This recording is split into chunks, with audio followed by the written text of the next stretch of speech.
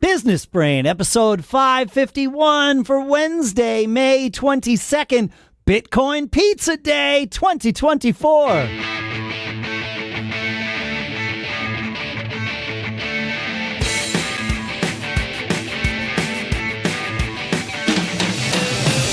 Greetings, folks, and welcome to Business Brain, the show where we take an idea or three, we crunch them, we analyze them, we use them to help each of us tune our business brains every single episode when we get together. Our sponsor for this episode is Shopify.com/businessbrain. That's where you can go to sign up for a $1 per month trial period. We'll talk more about that in a little bit. For now, here in Durham, New Hampshire, I'm Dave Hamilton. And out here in Northern California, I'm Shannon Jean. Is the pizza Bitcoin thing like the guy that spent $10 million for pizza? No, he spent 10,000 Bitcoin and bought 2 pizzas. Okay, well. So today, let me look. That's $690,000, $690 million worth of Bitcoin. Yes. That's right. Okay. Yes. Just want to Sorry. be sure. Yeah. Okay, I was doing the math. Yeah. Poor guy. Poor guy. If you're watching us stream this right now, you see we've got 3 people on the screen, and we're joined by Tyler Purcell today. We're going to talk about a bunch of different interesting things. I met Tyler a few months ago, although I feel like I've known you forever, and we met in a growth group on X, and I've learned a lot about his business. He's a COO of, I like saying that, COO of Kiplinger Wealth Advisors, and he's also the co-founder of the Laundry Spot, which is a chain of laundromats that I'm fascinated with. I don't want to own a laundromat, but every time Tyler posts something about it, I find myself wanting to own one. Tyler, thanks for being here today. Yeah, thank you guys. Appreciate it. I'm excited to chat today. Yeah, same. So we're right, laundry, finance, laundering. No, not laundering. That's the one thing we're not talking about, right? Dave, don't get the SEC on me, man. Okay. If I mention Bitcoin and laundry and finance, I don't know how I can avoid that, but we're going to try. Those are bad keywords, man. They're bad keywords. To have all together. All right. Gary doesn't like Bitcoin. You got to be careful. Yeah, that's true. So okay, I have a bunch of questions, but I want to give you a couple minutes here. Give us some background, how you got started, how you wound up in wealth management, and then how you added to your revenue stack by going out and co-founding this chain of laundromats. Yeah, so kind of all started with the finance thing. I studied finance in college, was always kind of a numbers guy. Went the wealth management route, thought about investment banking, but, I like working with people, and affecting their lives positively. So kind of veered off into that personal financial planning route. Started Merrill Lynch, quickly found out that was not how I wanted to do things. So I moved on from there, bounced around to a couple places, and then ended up at an RIA, Kiplinger Wealth Advisors. Been here for 8 years now. I'm the COO, but I'm also an advisor. So I have my own clients, but I kind of help run the place as well. Just absolutely love what I do. Super passionate about it. This will be, the thing I focus on and keep the main thing for the rest of my life, probably. So that's cool. We're in Cincinnati, Ohio.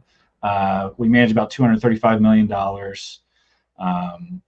So a nice, local family office type of business.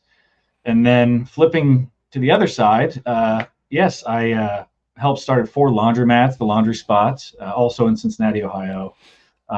That story is a little more interesting. Started dating my wife about 10 years ago. Knew her father had a laundromat, and never thought anything about it. He's a smart guy. He's an entrepreneur at heart. Was in a commercial real estate, PNC insurance agency. So I'm like, yeah, it's got to be a decent business, right? He's smart. He knows what he's doing. So never really asked him about it or knew much about that business. Fast forward 3-4 years later, we get married, and he approaches us as well as his son, my brother-in-law, and says, "Hey, I think I got a good thing going. Do you guys want to team up and open up some more laundromats?" So we got together, created the Laundry Spot brand. He rebranded his first store Laundry Spot, and then now we have a total of 4 stores and hopefully more here soon. That's cool. I love that story. How close? I've always been fascinated by laundromats because they feel like something that approaches like that mailbox money, like, passive-ish income. How passive is it really, though? Or is this more of an active business? Yeah, so I'm with you. Like, not a big fan of the word passive. People just think you sit back and kick your legs up and you're just making all this money. Yeah, listen, if somebody's got that idea, feedback at businessbrain.show. Like I could have, it turns out I could have like 100 of those. So right. I'm totally fine with that. Yeah. Yeah. If they're passive, then you can have as many as truly passive. Yeah. Yeah. So, at the beginning there was that learning curve. I knew nothing about laundry or the laundromat industry at all. So, super hands-on at the beginning. Even had to go run some night shifts at the laundromat because we were figuring out the employee situation and manager situation. So just that, trial by fire. But as we grew, we kind of built out, somewhat of a corporate structure. So we have attendants at the base level, then we have managers at each store, then we have 2 assistant general managers, and then we have a general manager on top. Okay. So you really built a hierarchy here, like a real business. I mean, right. Yeah. That's the point that we wanted to get to, because we all have full-time jobs. So this really is a side business for us, albeit a great one, and we love it. But we all have, limited capacity. So it was important for us to get to that point. How many? Okay. So when did you bring on, or did you do it from the beginning? Like that general manager, assistant general manager, was it the first store, second, third? How did that work? It was the third store. Yeah. So we kind of hit that, man, I don't know if we can grow anymore unless we figure something out here. So we're like, we got to pony up and get this figured out if we want to keep opening stores. Yeah, that makes sense. And I imagine, did you see, I hear a lot of people talking about it like, well, I don't know how to turn it over. It's not going to be as good or productive. Did you see a dip in, is there a learning curve then for this new person that you brought in until they kind of picked everything up? Yeah. Like anything, there's a little bit of a learning curve. We got lucky though. Our GM is amazing. She does a wonderful job. She learned really quick. So nice. If she's listening to this, hats off to her. We love her to death. So that's cool.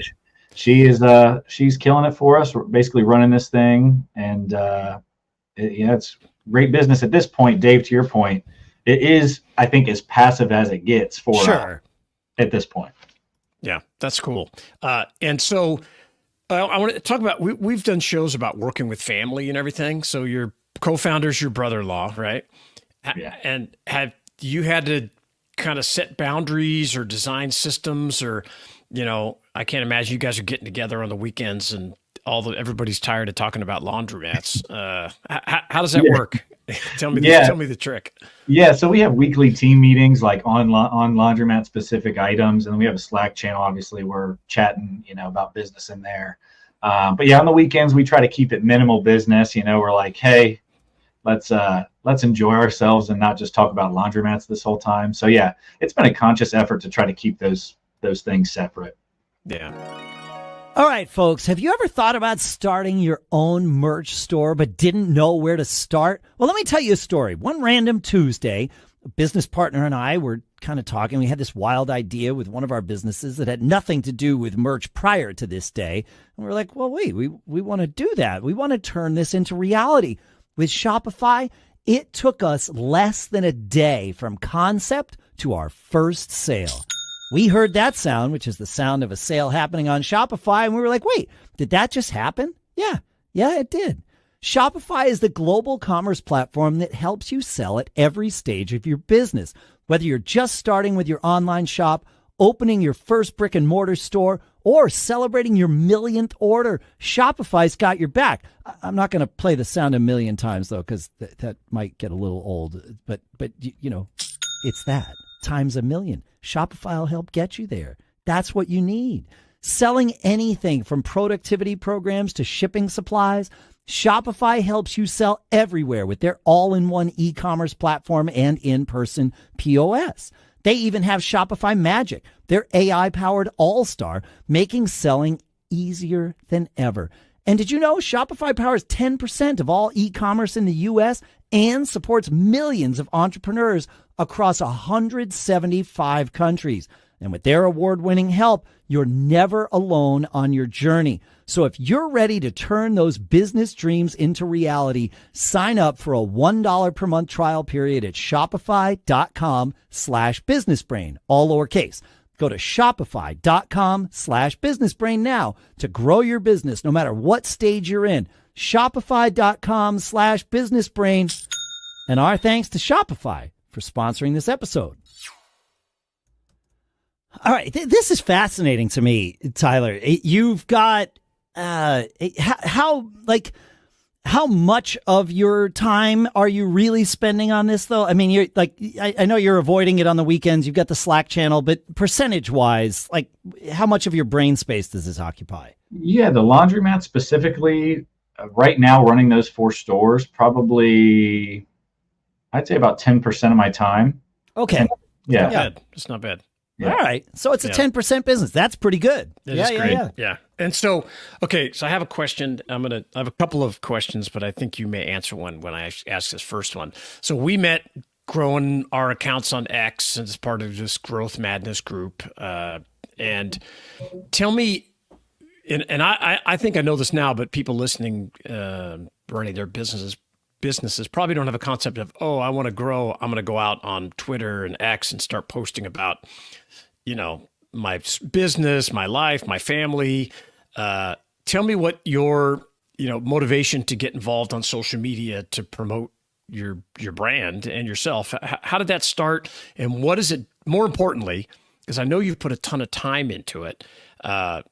What's it given back to you? Yeah. So, even before the Growth Madness thing, I kind of got involved in the small business Twitter X area. So I started following, major accounts there, and I'm like, man, these guys are creating and growing businesses like straight off this platform.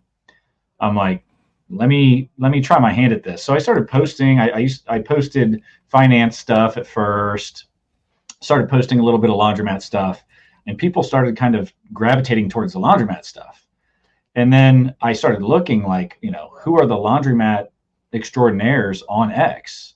And I was like, well, there's a couple guys talking about it, but like, there's not much info on laundromats, considering, people love to talk about boring businesses. Cody Sanchez made it popular, with her YouTube videos, but there really wasn't anybody talking a lot about their laundromat business.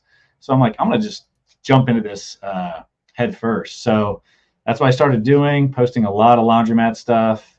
And, I've had a ton of people reach out, just, hey, I bought a laundromat. Hey, I'm looking to buy a laundromat. I'd love to get into the business. Can I pick your brain? And I love it. It's just like a hobby. I could talk about laundromats all day. But yeah, I've talked to, over 100 people from DMs at this point, and just this year alone. That's so cool. The connections are amazing. Obviously, Shannon, meeting you has been great, and some of the other guys. But the connections you can make here just have blown my mind. So if you're out there and you're thinking about it, dive in 100%. You can't be 50% in, 50% out. You got to go full bore to make this, worthwhile.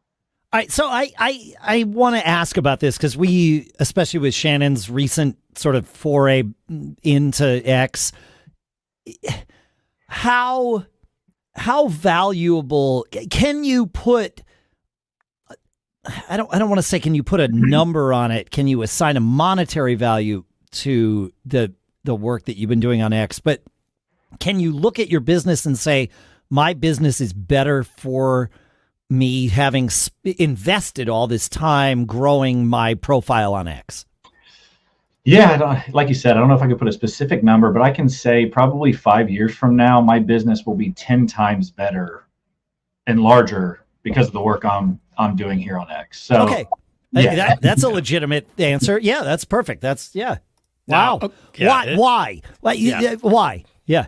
Purely the connections. The people I'm meeting, the other laundromat owners, and focusing on that, helping people possibly open laundromats in the future. That is all on the table.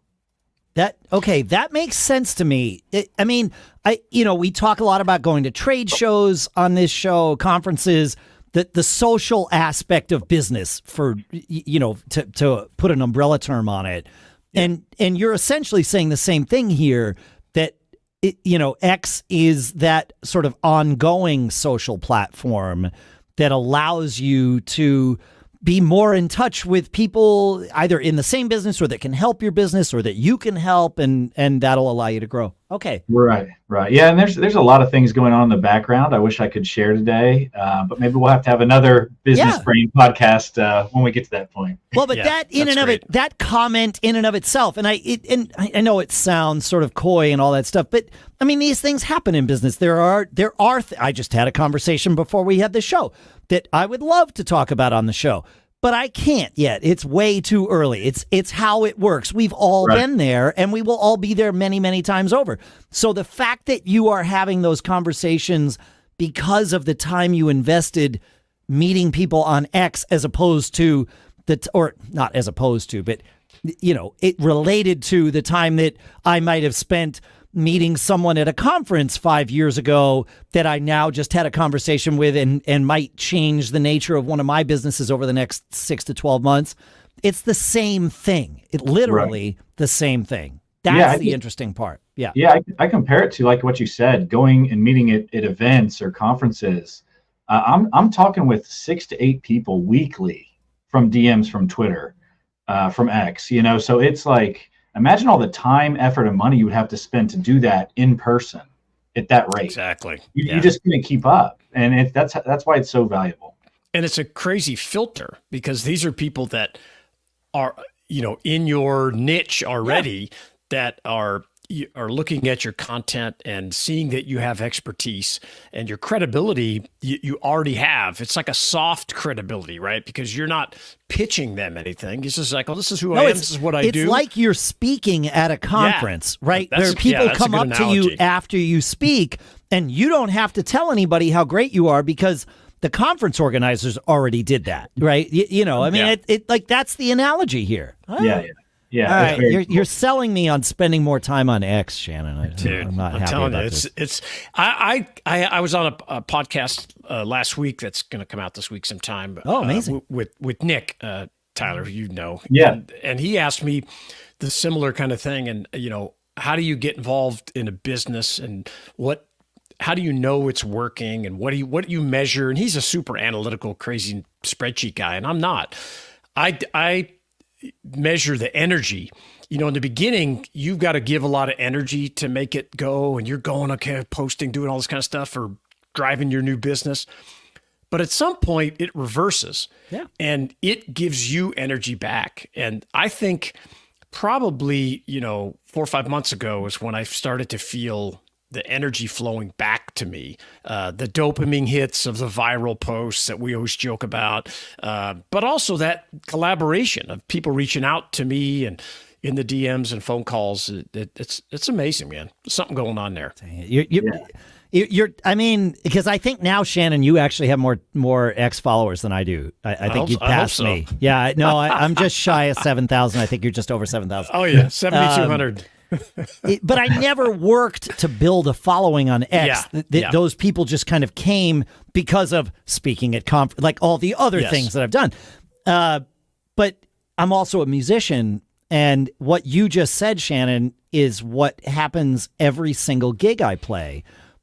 The first few songs, we have to be the ones putting the energy out into the room. Oh, yeah. And then if you do it right, then the energy starts coming back from the crowd, and then it becomes this collaborative energy that hopefully lasts all night.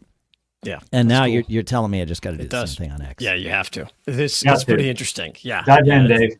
It's pretty wild. I got to dive back in is really what it is. Yeah, exactly. Yeah. All right. So it's great. I love the revenue stacking concept of, hey, because I kind of did something similar. I built my first business, and then once I had that steady income, it allowed me the flexibility to go out and do something else. And you did the same thing with, your job, which I love the concept. And, I love the whole thing and expanding. And I imagine, someday we'll see laundry spots all over the country. It's going to be amazing. And it's all going it's terrific. But I have this question for you because you did this post one time that really blew my mind, and I want to dig in and ask you about it. And it's this 20-acre friends and family compound. Yeah. Now, for those of you that don't follow Tyler, whatever, there's a post, and I'll put it in the show notes, where he talks about he's got how many family? 8 lots, 4 family, 4 friends, 20 acres, creeks on each side. Got to go to over a bridge, less than 10 minutes from the highway, great school district. They bought this land. They're putting in utilities, and he's got some pictures in there. So tell me the impetus for this. He found it. Good. The impetus for this, and where you going with this concept, which sounds like just incredible to me. Yeah, so I'm a big family guy. I grew up with 4 siblings. I got 2 kids currently. Me and all my siblings are super close. Same with my wife. She has 1 brother. We're super close with him as well. So we've always joked like, man, I would love to live right across the street from you, and just our kids can play out in the field or the creek and whatnot. And, as we got older, I'm like, why can't we do this? Let's try to make this happen if possible. And I've seen people do it, over the years here and there. I've seen, I live with my brother and his family. And so I started looking. I'm like, let me see if I can find places to make this happen. And quickly learned a lot about zoning. Just an absolute nightmare. Oh, I can imagine. I thought, at first when I started looking, I'm like, I can just, get a piece of land, put 1 street in there, and we can have however many houses we want, boom, easy. And then it's like, no, yeah, absolutely not. Yeah. So I went through a lot of different pieces of land, man, and meeting with zoning and doing a lot of work, and then them saying, nope, sorry, you can't do it. So it's been super frustrating, but I think the patience paid off. We found a great piece of land. We're all excited for it. So actually, the development should be done here in the next couple months. So be ready for the lot split and get to building. And you got utilities run in, and then you guys split them all up, and then is it you're staying in the same general area where you're kind of at now and everything? Yeah, it's only about 15 minutes from where I live now. So wow, super close. I don't. It's much more difficult to do that in California. I hate to tell you. You got to get the heck out of California, Shannon. I tell them that all the time, Dave.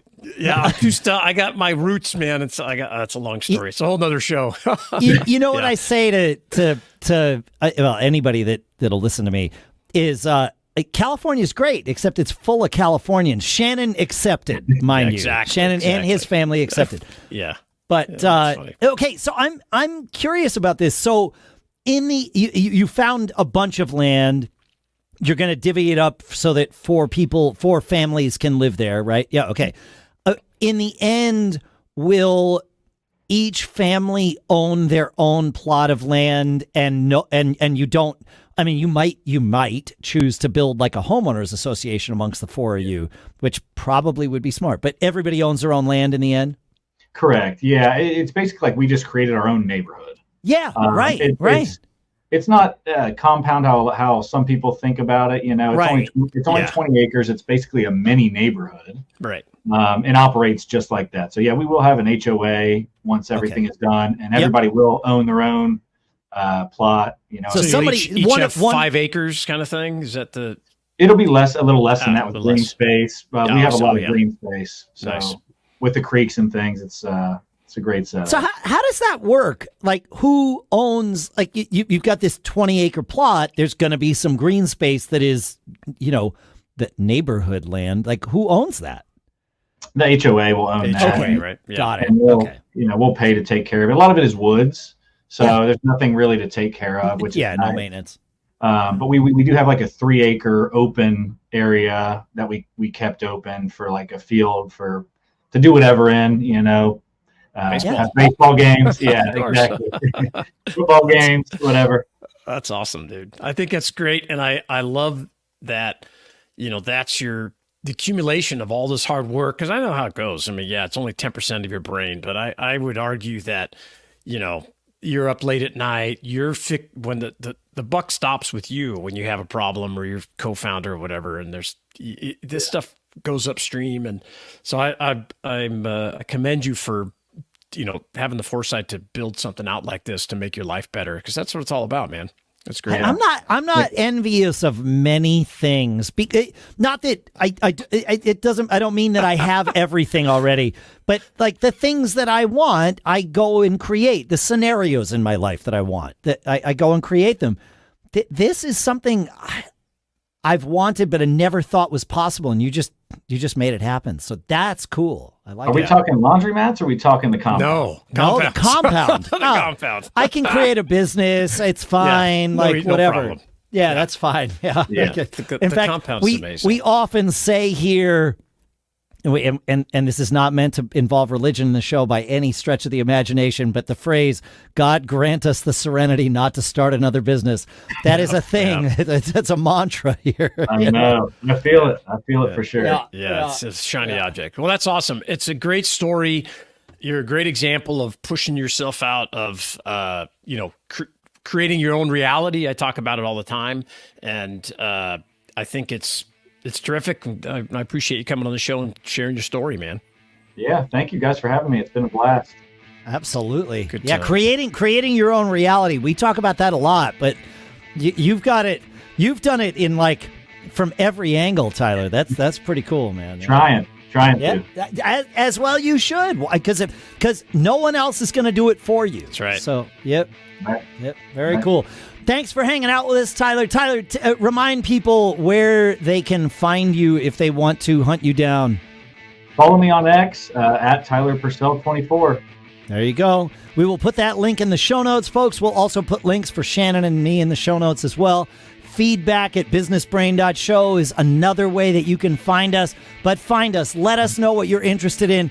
You might be somebody like Tyler that has a good story to tell, and then we'll have you on the show and to tell it. But otherwise, keep living that charmed life, and we'll see you on Friday.